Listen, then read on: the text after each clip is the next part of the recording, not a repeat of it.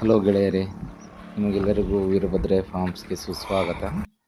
ನಾನು ನಮ್ಮ ತೋಟದಲ್ಲಿ ಇವತ್ತು ದಾಳಿಂಬೆ ತೋಟದಲ್ಲಿ ಓಡಾಡಬೇಕಾದ್ರೆ ಒಂದು ವಿಶೇಷವಾದ ದುಂಡಿಗೆ ಬಿದ್ದಿರೋ ಈ ಕುರಿ ಪಿಚ್ಕೆ ಅಂತ ಇದನ್ನು ಗಮನಿಸಿದೆ.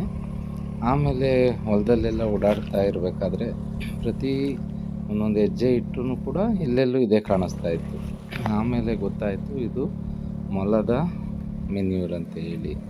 ನಮ್ಮ ಹೊಲದಲ್ಲಿ ಕುಂಡ್ಲಿ ಅಥವಾ ಮೊಲ, ರ್ಯಾಬಿಟ್ ಅಂತ ಏನು ಕರಿತೀವಿ, ಅವು ತುಂಬ ಓಡಾಡ್ತಿರ್ತವೆ. ಇದು ಹೆಚ್ಚು ಕಡಿಮೆ ಒಂದು ಚಿಕ್ಕ ನಾಯಿ ಅಷ್ಟು ದೊಡ್ಡದಾಗಿರುತ್ತೆ. ಬಟ್ ಇದು ವಿಶೇಷತೆ ಏನಪ್ಪ ಅಂತಂದರೆ, ಇದು ಮೊಲದ ಮೆನ್ಯೂರು ತುಂಬ ಪರಿಣಾಮಕಾರಿಯಾಗಿ ಕೆಲಸ ಮಾಡುತ್ತೆ.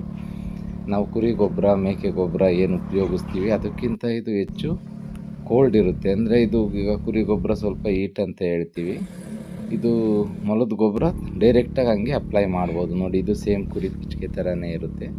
ಇದು ಹೊಲದಲ್ಲಿ ಗಿಡದ ಬುಡಕ್ಕೆ ಡೈರೆಕ್ಟಾಗಿ ಅಪ್ಲೈ ಮಾಡ್ಬೋದಂತೆ. ಬಟ್ ಪ್ರಕೃತಿ ಸಹಜ, ನ್ಯಾಚುರಲ್ಲಾಗಿ ನಮಗೆ ಸಿಗ್ತಾ ಇದೆ ಅನ್ನೋದು ಒಂದು ಖುಷಿ ವಿಚಾರ.